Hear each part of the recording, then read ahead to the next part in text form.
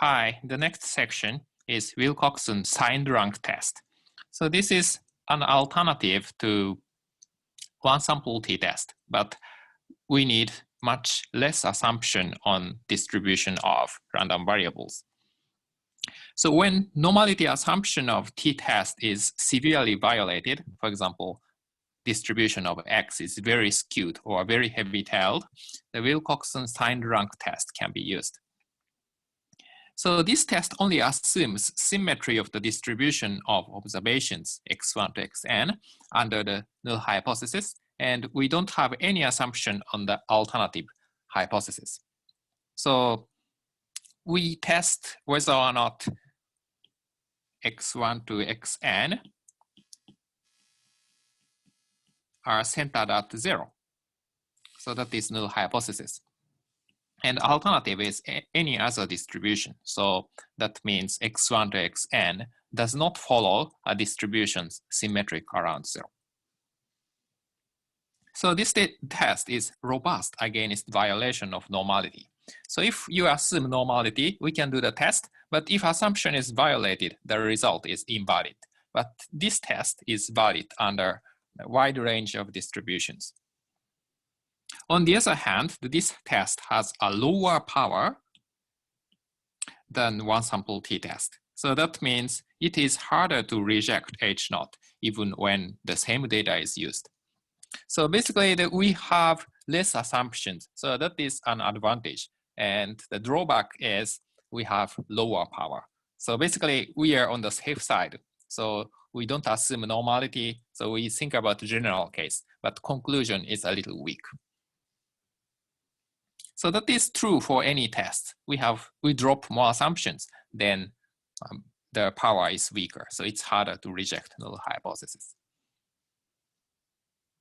Okay, so notation is a little complicated. So we start with an example. So think about the math PhD salary. And we think about whether these observations are centered at 79,500 or not. And typically, income distribution is not normal. Usually, the income distribution is very skewed to the right. So a few earn a lot of money, but majority of the population earn modest income. So it's not symmetric. So the normal assumption is often violated. And it's possible that we transform this by, for example, log of income, or maybe square root of income, then maybe distribution is almost around, the symmetry, and it's nearly normal. That's possible. But if we don't want to transform it, then one way is Wilcoxon signed rank test. Okay, so this test at first, and the null hypothesis. So xi minus 79,500. So first observation 55,000. So 55,000 minus 79,500. So negative 34,500. Then the same. So we subtract 79,500. So we get these numbers. And okay, so then we order these numbers with ignoring the sign, positive or negative. So you can see that the 500 is smallest if we ignore the sign, and the 14,500 is the second smallest. So 1, 2, and 3, 4, just go one by one. Okay, then after that we think about the sign. So this is negative, negative, negative, negative. So we put just negative sign here. Okay. Then we have the 4 negative numbers and 3 positive numbers. And if these observations are symmetric around 79,500, then some of the negative ones and some of the positive ones, so those have almost the same absolute value. So the idea of the test is this. So, okay, so think about the observations with positive sign, then that is, okay, so rank 1 and rank 3 and rank 5. So 1, 3, 5. So total is 9. So we define V is equal to 9. And next we take the negative one, negative 7, negative 4, negative 2, negative 6. So the summation is 19. And we think about the smaller of V and V asterisk, then that is 9. And we test based on this. So that is the idea of the Wilcoxon rank sum test. And so V and V star, V asterisk should be similar if Xi is centered at 79,500. So in such a case, the V is around 14 and V asterisk is around 14. So remember that we have 7 observations. So always the sum of ranks is equal to 28. So that is 1 plus 2 plus 3 plus up to 7. So if we ignore a sign, that should be 28. So V and V asterisk are both 14, around 14. Probably the Xi is distributed around 79,500. But if we have some bias, 9 and 19, then we are more likely to reject the null hypothesis that Xi is centered at 79,500. Okay, so this is the idea. So we go back to the original slide, define the Wilcoxon rank sum test. So suppose that x1 to xn are IID and continuous random variables. And we want to test if X follows a distribution symmetric around mu naught. So mu naught was 79,500 in the previous slide. And with a significance level alpha. Alpha is typically 0.05 or 0.01. And signed rank of X, we say signed rank as R sub I, is defined by the rank of the absolute value of Xi minus mu. So we take the difference between Xi and mu naught and ignore the sign, then we rank those observations. So that is the definition of Ri. But we multiplied by 1 if positive and multiplied by -1 if negative. So V and V asterisk are defined in this way. So in the previous slide that we have seen that this was 9 and this was 19. Yeah, so in total, this is the summation. So V plus V asterisk is summation of I is equal to 1 to n. So that is the n times n plus 1 over 2. And this is constant. So that means the smaller, if the minimum of V and V asterisk is smaller, then we have larger difference between V and V asterisk. So that means we have the difference between positive side and the negative side. So data are skewed.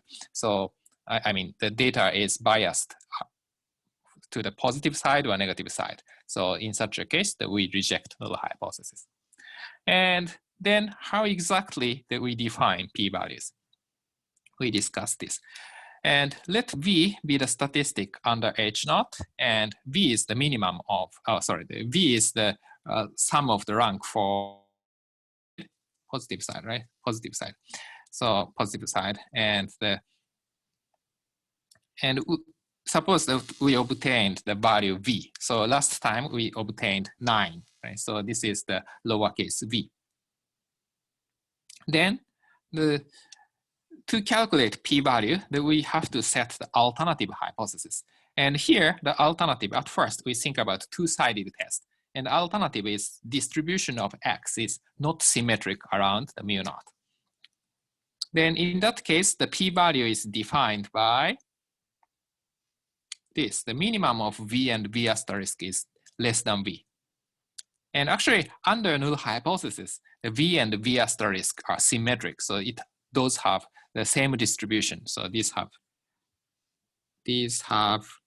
same distribution under H0. So we can say that the minimum of this is less than V. That means the 2 times the V is less than V.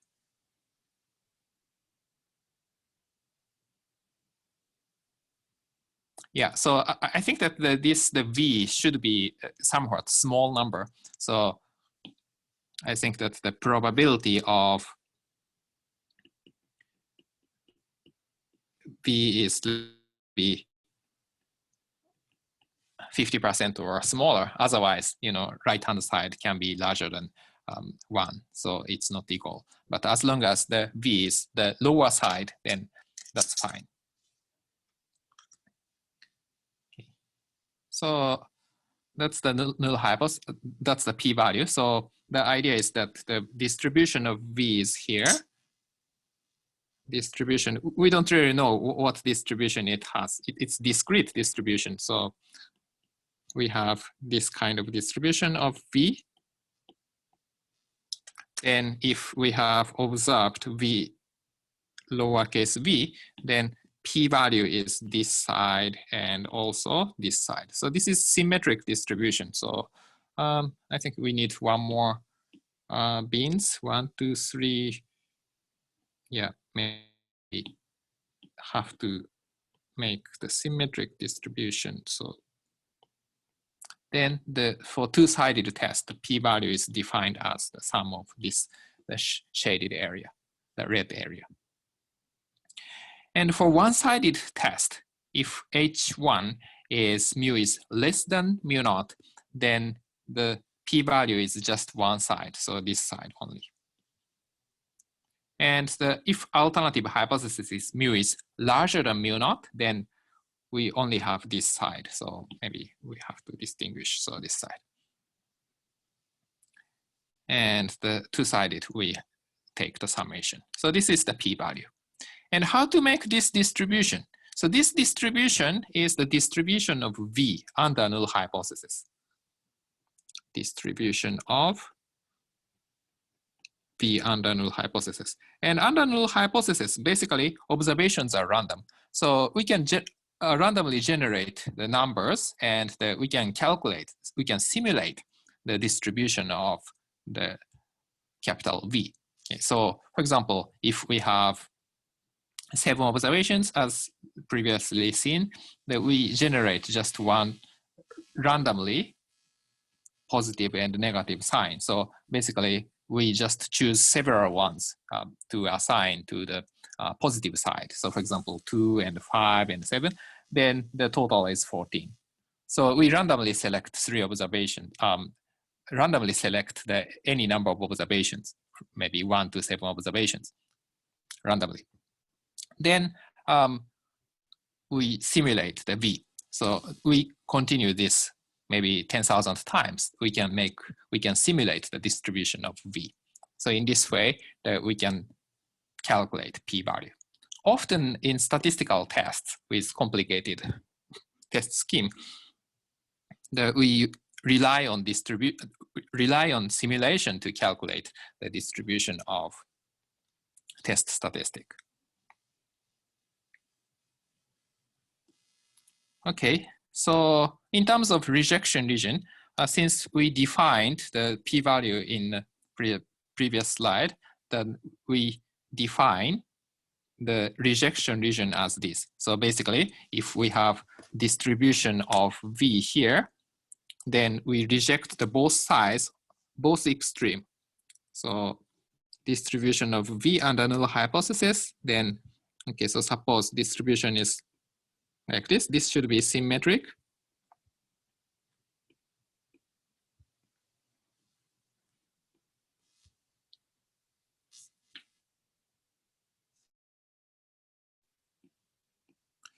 Then the rejection region should be determined so that total area in the rejection region is less than significance level. So this is the rejection region. So this is the rejection region, and this is also rejection region for two-sided test. So this is the area alpha over 2, and this is alpha over 2, where alpha is significance level. Yeah. So reject only if V falls in this extreme. V is very small or V is very large, then we reject. V is very small, that means the negative side, more observations. We have more observations on the negative side. If V is very large, more observations on the positive side. So mu is larger than mu naught. And one-sided case, that we have the same thing. So suppose the alternative hypothesis is mu is larger than, mu is smaller than mu naught, then we reject only if the V is smaller than some threshold. So in this case, V is small. Mu is less than mu naught. So that means the most of x minus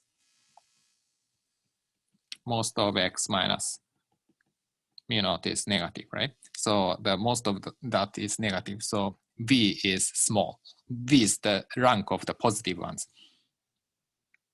So if we have distribution of V, that should be symmetric. We reject only for small v. So this side. And this is the, okay, so area alpha. And this is the rejection region. And the alternative, if alternative is mu is larger than mu naught, the same, the other way around. So if the v is larger than some threshold, then we reject. So here is the v alpha.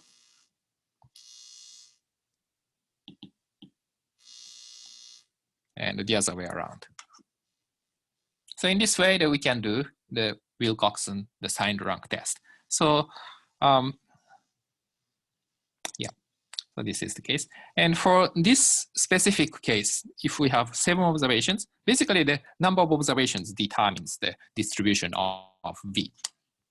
And if we calculate it, probability of V is less than 2 is actually smaller than 0.025 by simulation. And probability of V is less than equal to 3 is between 2.5% and 5%. And probability of V is less than 4 is more than 5%.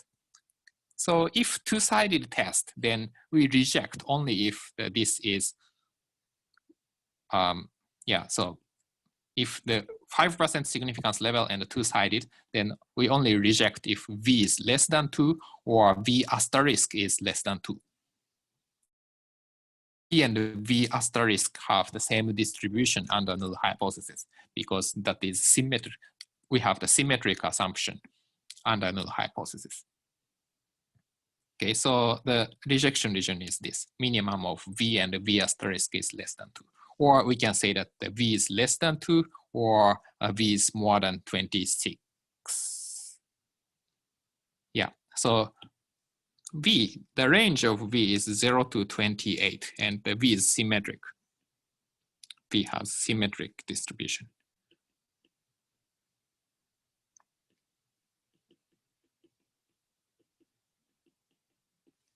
So we can say V is larger than 2 or V is smaller than 2 or V is larger than 28. So this is also equivalent to V asterisk is larger than 26 and V asterisk is smaller than 2. Yeah, and two-sided test, we have to have this threshold. So actually the V is less than 3 is the rejection region. And the one-sided test for another one, so H1 is mu is larger than mu naught, then the rejection region is V is larger than 25. Yeah. So this is how to implement Wilcoxon signed rank test. So in the next video, we discuss how to implement it in R.